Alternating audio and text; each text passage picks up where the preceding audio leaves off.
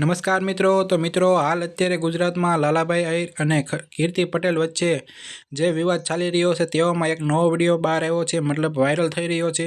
તે વિડીયો હું તમારી સમક્ષ લાવ્યો છું. અને મિત્રો, આ કીર્તિ પટેલે આ સ્ટોરી મૂકી છે, તેવામાં લાલાભાઈ આહિરે તેને રિએક્શન વિડીયો બનાવીને ધમકી જેવું કંઈક આપ્યું છે. તો મિત્રો, તે આજે આપણે જોવાનું છે તેમાં શું તે લાલાભાઈ કહી રહ્યા છે, અને તમે કીર્તિ પટેલને સપોર્ટ કરો છો કે ખજૂરભાઈને, તે કોમેન્ટમાં જરૂરથી જણાવી દેજો.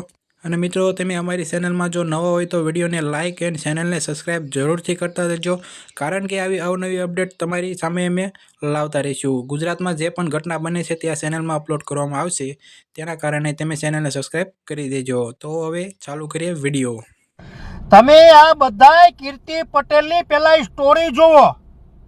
આ કીર્તિ પટેલે સ્ટોરી મૂકેલી છે આ વિડિયાની. મેં કાલે જે વિડીયો બનાવ્યો ને એમાં આ કીર્તિ પટેલે આ સ્ટોરી મૂકી.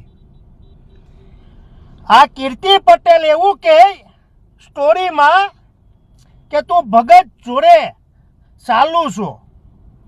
હવે કીર્તિ પટેલ તે 20 વર્ષની છોકરીને ટાર્ગેટ કરી તોય કઈ વાંધો નહીં, તે 30 વર્ષની છોકરીને ટાર્ગેટ કરી તોય કઈ વાંધો નહીં, તે લગ્ન કરેલા બાયુને ટાર્ગેટ કરી તોય કઈ વાંધો નહીં. પણ હવે આ 65 વર્ષની માજીને તું ટાર્ગેટ કરે, તને તો નરકમાં એ જગ્યા નહીં મળે હલકી.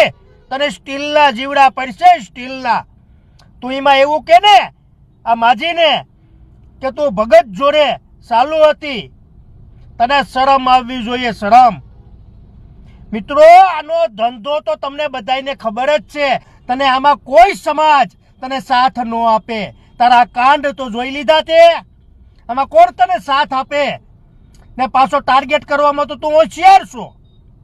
65 વર્ષના એવા માજી કે સ્વામિનારાયણને માનતા હોય, એક મંદિરોમાં જતા હોય, એવા માણસને આ કીર્તિ પટેલ બદનામ કરે.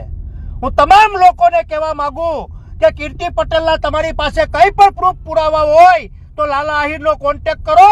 લાલો આહિર તમારી સાથે ઉભો રહે. જય મુરલીધર, જય શ્રી રામ, જય હિન્દ.